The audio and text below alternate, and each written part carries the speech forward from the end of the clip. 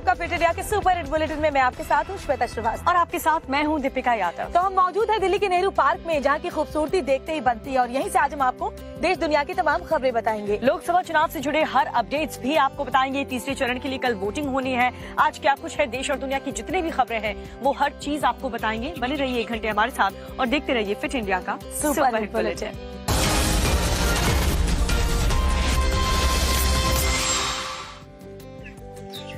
और शुरुआत बहुत बड़ी खबर के साथ हम कर रहे हैं फिट इंडिया के सुपर हिट बुलेटिन में। आपको बता दें कि super exclusive times on off Bharat पर प्रधानमंत्री नरेंद्र मोदी को आज आप देखेंगे और सुनेंगे। आज रात 9 बजे पीएम मोदी का इंटरव्यू होने वाला है। राधिका कुमार और सुशांत सिन्हा के सवालों का प्रधानमंत्री जवाब देंगे। चुनाव में मुसलमान मुद्दा, प्रधानमंत्री ने उस पर क्या जवाब दिया, ये सब कुछ आपको बताएंगे। प्रधानमंत्री का अब तक का सबसे इमोशनल इंटरव्यू आप आज रात 9 बजे टाइम्स ऑन ऑफ भारत पर देख पाएंगे। तो प्रधानमंत्री का ये सुपर एक्सक्लूसिव इंटरव्यू आज रात 9 बजे जरूर देखिए।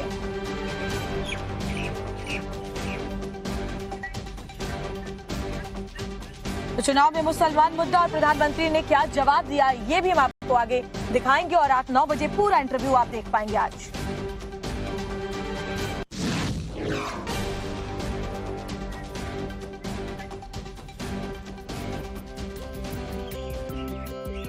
और रविवार शाम प्रधानमंत्री नरेंद्र मोदी का अयोध्या में भव्य रोड शो हुआ, जिसमें लाखों की तादाद में उनकी एक झलक पाने के लिए लोग मौजूद थे। पीएम मोदी ने रोड शो से पहले रामलला के दर्शन किए और चुनाव में जीत का आशीर्वाद लिया। और जब से चुनाव का ऐलान हुआ है उसके बाद से पीएम मोदी का पहला ये अयोध्या दौरा था। रामलला के दर्शन उन्होंने किए और उसके बाद राम मंदिर से उनकी चुनावी जो रैली थी उसकी शुरुआत हुई।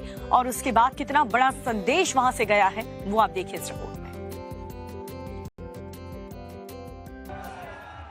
जगमग रामपथ, उसके दोनों तरफ भीड़ का रेला और मोदीमय माहौल के बीच अयोध्या राम मंदिर के मेन गेट से प्रधानमंत्री का रोड शो शुरू हुआ तो जनता दिल खोलकर स्वागत करती दिखी। केसरिया टोपी पहने पीएम मोदी भी बीजेपी का प्रतीक चिन्ह हाथों से लहराते दिखे।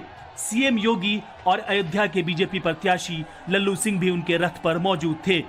इस दौरान अयोध्या ने देश को संदेश दिया, तीसरी बार मोदी सरकार। लोग जो है ख्वाब देख रहे हैं कि तीसरी बार प्रधानमंत्री बने और अयोध्या आवे। पीएम का 2 किलोमीटर का रोड शो 70 मिनट तक चला। रोड शो से पहले उन्होंने रामलला का दर्शन किया, उनकी आरती उतारी, 2024 की चुनावी विजय का आशीर्वाद मांगा। उस दौरान बाहर संत मौजूद थे।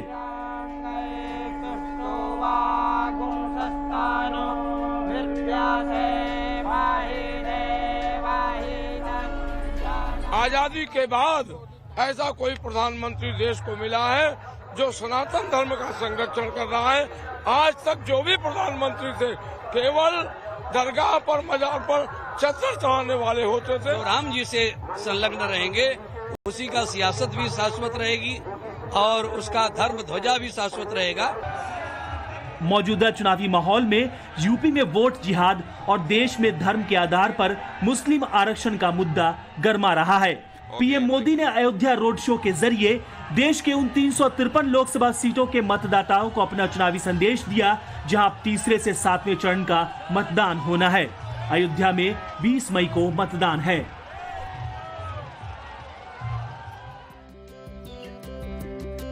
और गृहमंत्री अमित शाह हैदराबाद में मौजूद थे और हैदराबाद में गृहमंत्री अमित शाह ने ऐसा क्या कह दिया कि कांग्रेस, बीआरएस से लेकर के असदुद्दीन ओवैसी तक सियासी बवाल मच गया। और ये पूरा मामला दरअसल तुष्टीकरण से जुड़ा हुआ है और अमित शाह ने इसको लेकर के एक नया फॉर्मूला भी बताया है। ऐसे में सवाल है कि अमित शाह ने तुष्टीकरण को लेकर जो नया फॉर्मूला बताया है वो है क्या, जानने के लिए देखिए रिपोर्ट। क्या तुष्टीकरण का नया फॉर्मूला जानते हैं आप? क्या तुष्टीकरण की एबीसी की जानकारी है आपको? अगर नहीं तो चलिए सुन लीजिए। तुष्टीकरण की एबीसीडी अगर लिखी जाए तो ए से ओवैसी, बी से बीआरएस और सी से कांग्रेस होती है। सुना आपने? तुष्टीकरण के नए फॉर्मूले के मुताबिक A for Asaduddin Owaisi, B for BRS, C for Congress.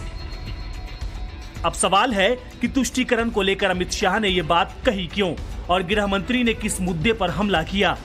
लोग ये तीनों पार्टियां मुस्लिम वोट बैंक के लिए रामनवमी के जुलूस की अनुमति रद्द करना। रविवार को तेलंगाना में चुनाव प्रचार के दौरान अमित शाह ने हैदराबाद विमोचन दिन की भी चर्चा की। हैदराबाद विमोचन दिन मनाना चाहिए या नहीं मनाना चाहिए? जोर से बोलो, मनाना चाहिए या नहीं मनाना चाहिए? क्या ये कांग्रेस पार्टी मना सकती है क्या? बीआरएस मना सकती है क्या? ओवैसी मनाने देंगे क्या? आप डरिए मत, भारतीय जनता पार्टी को चुनिए, हम डंके की चोट पर हैदराबाद विमोचन दिन मनाने का काम करेंगे। एक तरफ अमित शाह तुष्टीकरण पर घेर रहे थे तो दूसरी तरफ असदुद्दीन ओवैसी इलेक्शन कमीशन चिल्ला रहे थे। क्या ये तौहीन बीजेपी नहीं कर रही है हैदराबाद के अवाम की कि इन बूथों पर ज्यादा तवज्जो लेनी चाहिए? अरे तवज्जो लेना है तो पूरे तेलंगाना के बूथों पर लो, सिर्फ निशानदेही हमारी क्यों की जा रही है? ओवैसी ने बीजेपी पर जमकर हमले किए। हैदराबाद लोकसभा सीट को पॉलिटिकली हाई प्रोफाइल बनाने के लिए सुनिए दखनी अंदाज में क्या कहा। हम यहां पर मोदी को हराएंगे, यहां पर अमित शाह को हराएंगे। क्या बात है कि हर कोई हैदराबाद पे नजर लगा रहा है, तो मुझे दखनी जबान में कहना पड़ेगा, माठी मिलो,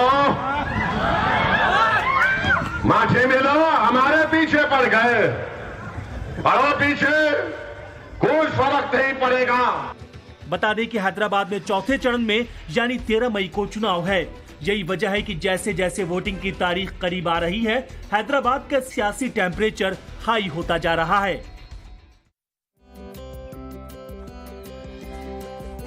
अब खबर मैनपुरी से आपको दिखाते हैं, जहां अखिलेश डिंपल यादव के रोड शो के बाद जमकर बवाल मचा हुआ है। दरअसल रोड शो के बाद एसपी कार्यकर्ताओं का एक वीडियो वायरल हो रहा है, जिसमें वो महाराणा प्रताप की प्रतिमा का अपमान करते हुए नजर आ रहे हैं। जी हाँ, जिस तरीके से महाराणा प्रताप के अपमान पर क्षत्रिय समाज नाराज है, मुख्यमंत्री योगी आदित्यनाथ भी इस पर नाराजगी जता चुके हैं।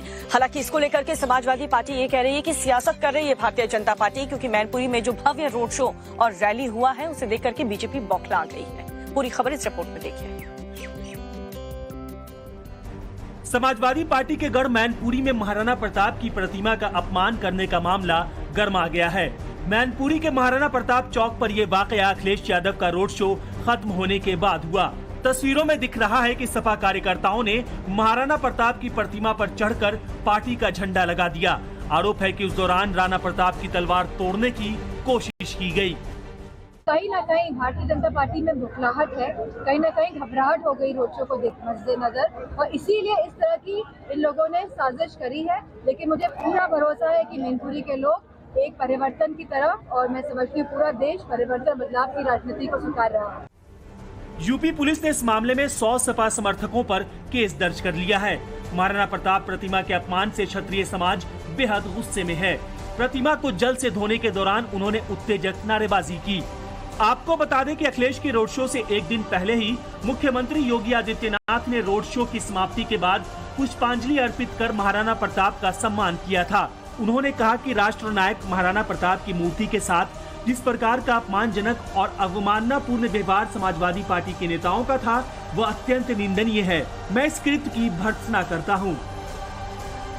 कर्नाटक के deputy CM DK Shiv Kumar का एक वायरल वीडियो दिखाते हैं, जिसको लेकर सोशल मीडिया पर कांग्रेस की जमकर किरकिरी हो रही है। ये वीडियो कर्नाटक के चुनाव प्रचार के दौरान का है, जब अचानक से जो डीके कुमार हैं वो कांग्रेस के जो वर्कर्स हैं उन पर भड़क जाते हैं और थप्पड़ मार देते हैं। वजह क्या है उनके गुस्सा होने की, इस रिपोर्ट में देखिए। राजनीति के गिरते स्तर को देखना है तो इस वीडियो को देखिए। मंत्री और नेताओं के रसूख को देखना हो तो इस वीडियो को देखिए। सोशल मीडिया पर वायरल हो रहा ये वीडियो कर्नाटक के deputy CM DK Shiv Kumar का है, जिन्हें कांग्रेस कार्यकर्ताओं को थप्पड़ मारते देखा जा सकता है।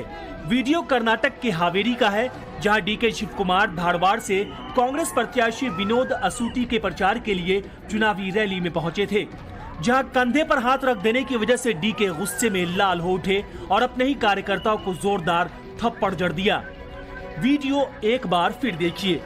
जैसे ही deputy CM DK Shiv Kumar अपनी कार से बाहर आते हैं, कांग्रेस कार्यकर्ता और लोगों की भीड़ उन्हें घेर लेती है।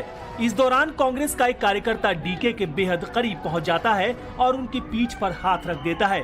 फिर क्या था, गुस्से से लाल पीले डीके का पारा इतना हाई हो जाता है कि वो आओ देखते हैं न ताओ और कांग्रेस कार्यकर्ता को जोरदार थप्पड़ रसीद कर देते हैं।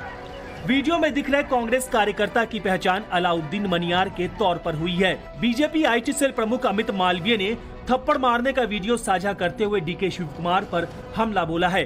अमित मालवीय ने अपने पोस्ट में लिखा है, उसका क्या अपराध था, उसने डीके शिव कुमार के कंधे पर हाथ रखा।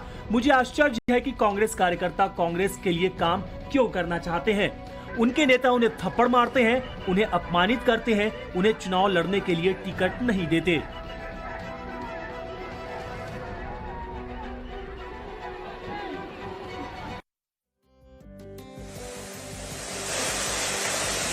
अगली खबर दिल्ली के जहांगीरपुरी से आपको बताने जा रहे हैं, जहां पर महज 5 सेकंड में 2 बदमाशों ने एक बड़ी लूट को अंजाम दिया। और जहांगीरपुरी में उस वक्त सड़कों पर आवाजाही भी बहुत थी, चहल-पहल बहुत थी, लेकिन ये दिल्ली के बेखौफ बदमाश बिना रुके वारदात को अंजाम देते रहे और आसानी से फरार भी हो गए।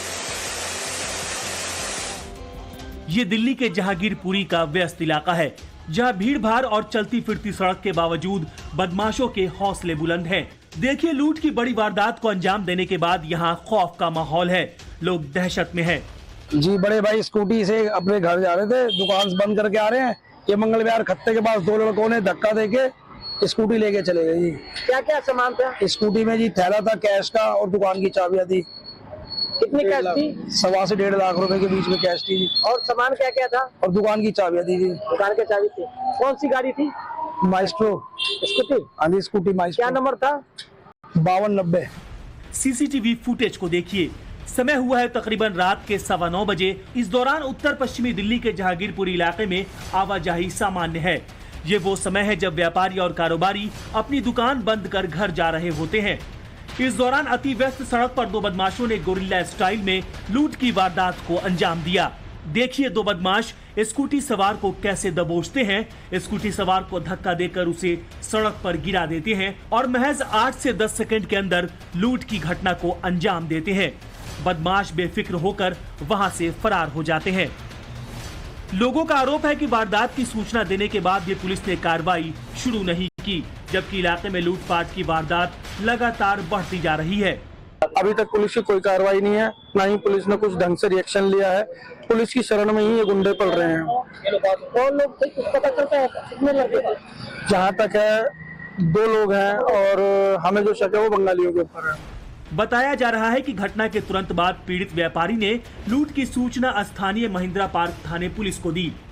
शिकायत मिलने के बाद पुलिस ने जांच शुरू करते हुए घटनास्थल और आसपास का सीसीटीवी वीडियो खंगालना शुरू कर दिया है।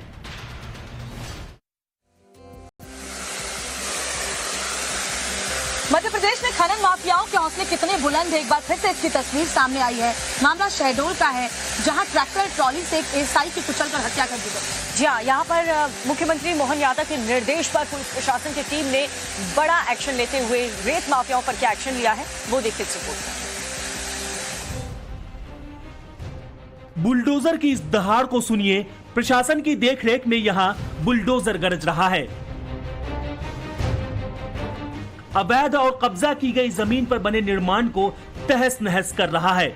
अवैध निर्माण की एक एक ईंट पर प्रहार कर इन्हें जमींदोज किया जा रहा है। तस्वीर न ही उत्तर प्रदेश की है और न ये बाबा का बुलडोजर है, बल्कि ये बुलडोजर मध्य प्रदेश के सीएम मोहन यादव के निर्देश पर रेत माफिया के खिलाफ गरज रहा है। बुलडोजर एक्शन का ये वीडियो शहडोल जिले का है, जहां एएसआई की जान लेने वाले रेत माफिया और ट्रैक्टर ड्राइवर के खिलाफ कार्रवाई करते हुए प्रशासन ने उसके अवैध निर्माण को मिट्टी में मिला दिया।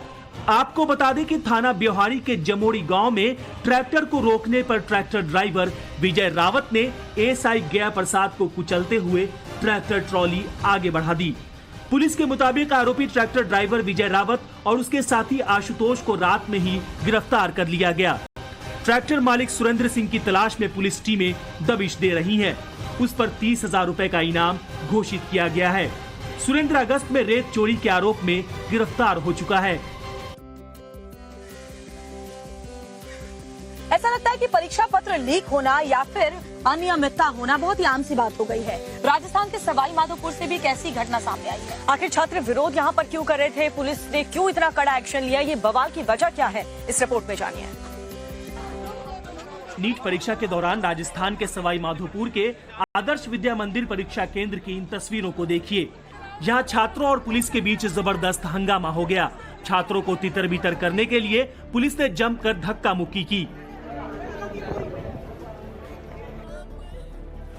एक तरफ छात्रों का बवाल तो दूसरी ओर छात्राओं की आंखों से निकलते आंसू।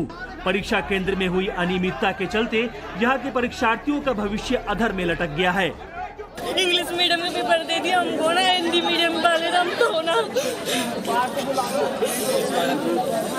मारा पीटी हुई बेटा, बोलो मेरे बैठ मारा बिना बाप बिना भाई बच्चों को बेवकूफ।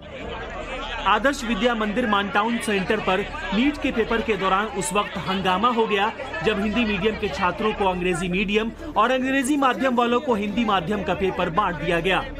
आरोप है कि गलत प्रश्न पत्र बांटे जाने का जब छात्रों ने विरोध किया तो पुलिस ने स्टूडेंट्स के साथ मारपीट की।